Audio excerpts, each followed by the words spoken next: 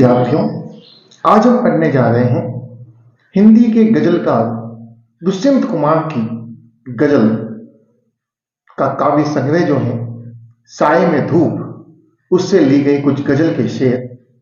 जिस प्रकार से हिंदी में दोहे होते हैं और प्रत्येक दोहे का पहले वाले दोहे से कोई अर्थ नहीं होता है, कोई जुड़ाव नहीं होता है, किसी भी दोहे को किसी दूसरे दोहे से स्वतंत्र पढ़ा जाता है। उसी प्रकार उर्दू के अंदर गजल की जो दो दो पंक्तियां होती है उनको शेर कहा जाता है और एक शेर का दूसरे शेर से कोई रिश्ता नहीं होता है, कोई जुड़ाव नहीं होता है। लेकिन कुछ शेर एक दूसरे के विषय से संबंधित होते हैं, इसलिए उनको एक साथ पढ़ा जा सकता है।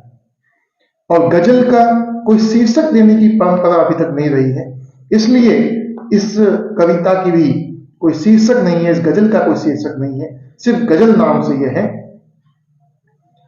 ये गजल या ये शेर दुष्यंत कुमार की रचना साए में धूप में से ली गई है। इसकी भाषा की अगर हम बात करें तो उर्दू मिश्रित खड़ी बोली हिंदी है, जिसको हिंदुस्तानी के नाम से भी जाना जाता है। और इसकी शैली की बात करें या छंद की बात करें तो शेर इसका छंद है, गजल शैली है या शेर में। देखते हैं अब इसके जो 7 शेर हमारी पुस्तक के अंदर है, उसके एक एक शब्द की व्याख्या।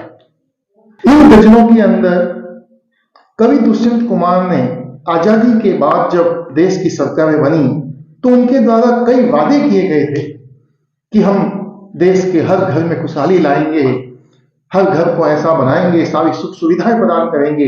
लेकिन आजादी के कई साल बीतने के बावजूद भी कुछ नहीं हो पाया। उसी व्यथा को उन्होंने इस गजल के माध्यम से लोगों तक पहुंचाया है और एक जन जागरण का संदेश दिया है, लोगों को उत्साहित किया है कि किस प्रकार से आप ऐसी सरकारों का विरोध करें और सरकार को अपनी या उनके जो किए गए वादों को याद दिलाए। पहला शेर है, कहां तो तय था चिरागा हर एक घर के लिए, कहां चिराग मयसर नहीं शहर के लिए। कहां तो तय था चिरागा, चिरागा का मतलब होता है चिराग, खुशहाली का प्रतीक है, ये प्रतीकात्मक शब्द है खुशहाली। तो खुशहाली के लिए शब्द काम में आया है चिराग। हर एक यानी हर एक, प्रत्येक घर के लिए। कहां तो तय था, जब देश की सरकारें बनी, जब चुनाव हुए तो उन्होंने ये वादे किए थे कि आजादी के बाद, हमारी सरकार बनने के बाद हम ऐसा काम करेंगे कि इस देश के प्रत्येक घर में खुशहाली आएगी, प्रत्येक घर में चिराग होगा, यानी प्रत्येक घर तक रोशनी पहुंचेगी, यानी प्रत्येक घर खुशहाली से पूर्ण होगा। कहां तो तय था, कहां तो ये बात तय हुई थी, चिरागा हर एक घर के लिए, कि हर घर तक रोशनी पहुंचाई जाएगी, यानी हर घर में खुशहाली पहुंचाई जाएगी। कहां चिराग मयस्सर नहीं शहर के लिए। और हर घर तो छोड़िए, आज आजादी के इतने सालों बाद भी हुआ क्या है, चिराग यानी रोशनी, खुशहाली, मयस्सर, मयस्सर शब्द का अर्थ होता है उपलब्ध। उर्दू शब्दावली का प्रयोग होगा क्योंकि गजल है, गजल उर्दू की विधा है, तो यहां पे उर्दू शब्दावली होगी। मयस्सर शब्द का अर्थ होता है उपलब्ध, नहीं शहर के लिए। हम जानते हैं कि हर सुख सुविधा सबसे पहले बड़े शहरों में आती है, फिर छोटे शहरों में, फिर कस्बों में और फिर गांवों वालों का नंबर आता है। तो जहां पर आजादी से पहले यह तय था कि देश के प्रत्येक घर में, यानी शहर तो छोड़िए गांव तक के हर घर में रोशनी पहुंचाई जाएगी, उनको खुशहाल भरा जीवन दिया जाएगा। लेकिन कहां चिराग मयस्सर नहीं शहर के लिए। गांव तो छोड़िए, हर घर तो छोड़िए, शहर के लिए भी एक रोशनी तक उपलब्ध नहीं है। आजादी के इतने साल बीत गए। पहले चिरागा बहुवचन शब्द का प्रयोग लिया गया है और वो इसलिए किया है कि हर घर के लिए, यानी बहुत सारी। और दूसरी बार मयस्सर नहीं चिराग, चिराग यानी एक चिराग, यानी जहां बहुत सारी चिरागों खुशियों की एक वादा किया गया था और आज एक खुशी भी नहीं है, एक चिराग भी उपलब्ध नहीं है। दूसरा शेर देखते हैं, यहां दरख्तों के साए में धूप लगती है, चलो यहां से और उम्र भर के लिए। यहां दरख्तों के साए में धूप लगती है। कवि दुष्यंत कुमार कहते हैं यहां यानी इस शासन व्यवस्था में दरख्तों, दरख्त शब्द का अर्थ होता है पेड़। जिस प्रकार से पेड़ के नीचे हम खड़े होते हैं या बैठते हैं तो वो हमें छाया प्रदान करते हैं, हमें आराम प्रदान करते हैं, थके हुए व्यक्ति को विश्राम देते हैं। साए, साए यानी छाया। लेकिन यह क्या कह रहा है, दरख्तों के साए में धूप लगती है, पेड़ों की छाया में धूप लग रही है। लेकिन यहां दरख्त शब्द एक प्रतीकात्मक शब्द है जो शासक वर्ग के लिए आया है, उन लोगों के लिए जो इस देश पर शासन कर रहे हैं, जिन्होंने हमसे कई वादे किए थे। आज उनके साथ रहने पर, उनके अधीन रहने पर धूप लगती है। धूप कष्ट का प्रतीक है, यानी शासक वर्ग के संरक्षण में रहने पर हमें आज कष्ट हो रहे हैं, क्योंकि उन्होंने खुशहाली का वादा किया था, वादा पूरा नहीं हुआ। यह एक अलंकार का प्रयोग हुआ है, विरोधाभास अलंकार। पेड़ की छाया में धूप नहीं लग सकती, एक दूसरे की विरोधी बातें हैं, छाया और धूप। लेकिन वो कह रहे हैं कि छाया में धूप लग रही है, वास्तविक अर्थ अलग है, विरोध का केवल आभास हो रहा है, तो इसलिए यहां पर विरोधाभास अलंकार है। जबकि वास्तविक अर्थ क्या है, इन शासकों के संरक्षण में हमको कष्ट हो रहे हैं, चलो यहां से चले और उम्र भर के लिए।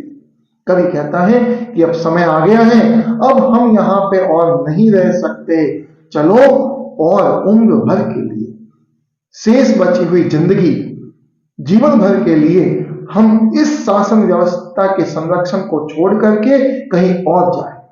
और जाने का कारण क्या है, यहां हमने इतने वर्ष देख लिए, अब सुधार की कोई आशा नहीं है। ना तो लोग सुधर सकते हैं, ना सरकारें सुधर सकती हैं, न सरकारों के विरुद्ध जो काम नहीं कर रही है, जनता में जन जागरूकता या संघर्ष की भावना भी नहीं, तो कोई आशा भी नहीं है कि आगे सुधार होगा। इसलिए चलो यहां से चले और उम्र भर के लिए, चलो यहां से हम अपनी शेष बची हुई जिंदगी बिताने के लिए, उम्र भर के लिए कहीं और चलते हैं।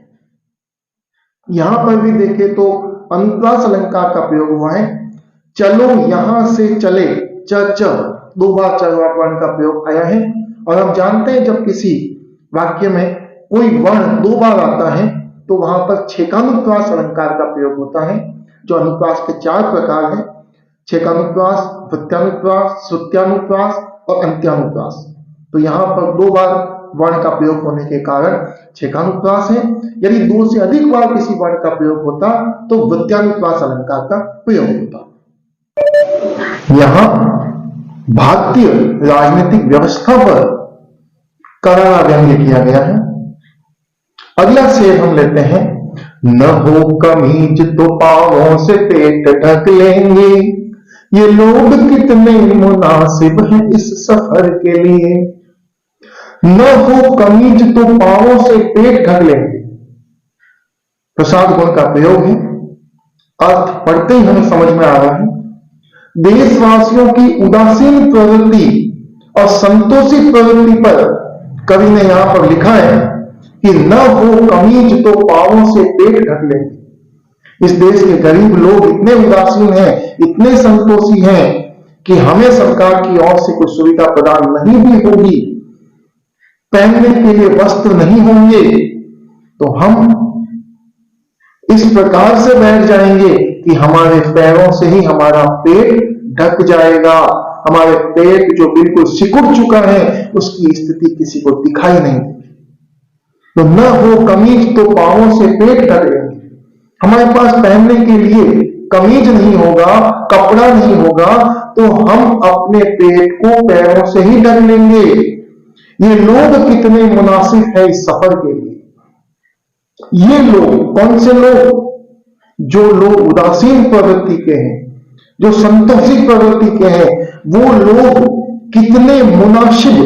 मुनासिब का मतलब होता है योग्य, उपयुक्त। कितने उपयुक्त है? किस बात के लिए? इस सफर के लिए। कौन सा सफर? सफर कहते हैं यात्रा को, यानी आगे बढ़ना। किसको आगे बढ़ना? सरकार चलाना। इस सरकार को चलाने के लिए ये लोग जो संतोषी प्रवृत्ति के हैं, जो उदासीन प्रवृत्ति के हैं, वो कितने मुनासिब हैं, कितने उपयुक्त हैं। यानी ऐसे लोग ही सरकार को चलाने में सहायता प्रदान करते हैं। क्यों? क्योंकि वो किसी बात का विरोध नहीं करते, तो सरकार को कोई परेशानी नहीं होती है, सरकारें चलती रहती है, अपना घर भरती रहती है, और देश की गरीब जनता इसी प्रकार से गरीबी में पिसती रहती है। अगला, खुदा नहीं न सही आदमी का ख्वाब सही, कोई हसीन नजारा तो है नजर के लिए। इस शेर में कवि कह रहा है कि खुदा नहीं, खुदा यानी ईश्वर, ईश्वर अगर नहीं है न सही, कोई बात नहीं। ईश्वर को अगर आप नहीं मानते हो तो मत मानिए। आदमी का ख्वाब सही, ख्वाब यानी सपना। अगर आप ये मानते हो कि ये मनुष्य की एक कल्पना, एक ख्वाब, एक सपना है, तो सपना ही सही। वास्तव में अगर आप ये मानते हो कि ईश्वर नहीं है, केवल इस मनुष्य के द्वारा की गई एक कल्पना है, तो कल्पना ही सही, एक सपना ही सही। लेकिन कोई हसीन नजारा तो है नजर के लिए। नजारा यानी दृश्य, सीन जिसको इंग्लिश में कहा जाता है, और नजर यानी दृष्टि। तो कोई हसीन, हसीन यानी सुंदर, खूबसूरत, कोई सुंदर सा नजारा, सुंदर सा दृश्य तो है कम से कम। किसके लिए? नजर के लिए, दृष्टि के लिए, देखने के लिए। यदि आप ये मानते हैं कि इस दुनिया में, इस लोक के अंदर ईश्वर नहीं होता है, तो कोई बात नहीं। आप ये मानते हो कि ये मनुष्य की कल्पना मात्र है, तो कल्पना ही सही। लेकिन कम से कम ये कल्पना एक मनुष्य को एक सुंदर दृश्य तो उपलब्ध कराता है, जिसे देखकर मनुष्य कम से कम सुखी तो रहता है, खुश तो होता है। तो सपने में ही सही उसको खुशियां और सुख सुविधाएं मिल तो रही, इस बहाने से ही सही। तो यहां पर कवि ने सपने में ही सही खुशियां और सुख सुविधाएं प्रदान करने के बारे में बताया गया है कि किस प्रकार से ईश्वर की कल्पना मात्र ही इस यहाँ के लोगों को एक आनंद प्रदान करती है। बहुत ही अच्छी पंक्तियां कवि ने लिखी है कि वे कौन? सत्ता पर बैठे हुए लोग, सत्तासीन लोग, शासक वर्ग मुतमईन है। मुतमईन यानी आश्वस्त, इम्तिनान, क्या? कि पत्थर पिघल नहीं सकता। यहां पत्थर शब्द इस देश के संतोष या उदासीन लोगों के लिए आया है कि इस देश के अंदर ऐसे लोग उपस्थित हैं और उनकी उपस्थिति के कारण इस देश में किसी प्रकार का परिवर्तन नहीं आ सकता। पत्थर पिघल नहीं सकता, यानी परिवर्तन नहीं आ सकता। यहां के लोग नहीं बदल सकते, यहां की व्यवस्थाएं नहीं बदल सकती, और इस बात से इस देश के शासक वर्ग आश्वस्त है कि हां, ये नहीं बदलेंगे, ये विरोध नहीं करेंगे, तो हमारी सरकारें चल रही है, हम आराम से अपना जीवन जी रहे हैं। देश के लोग भी कष्टों को झेलते हुए जीवन जी रहे हैं और हम आराम करते हुए जीवन जी रहे हैं। तो वे मुतमईन हैं, सत्ता के लोग इस बात से आश्वस्त हैं, मुतमईन यानी आश्वस्त हैं कि पत्थर पिघल नहीं सकता, कि इस देश में परिवर्तन नहीं आ सकता। लेकिन कवि क्या कह रहा है? मैं यानी कवि दुष्यंत कह रहा है कि मैं बेकरार हूं। बेकरार यानी बेचैन। मैं बेचैन हूं कि आवाज में असर के लिए, अपनी आवाज के द्वारा, अपनी वाणी के द्वारा अपने इस शेर गजल के द्वारा, अपनी रचनाओं के द्वारा मैं लोगों के अंदर क्रांति की, या कहते हैं उनको जगाने की भावना भरूं।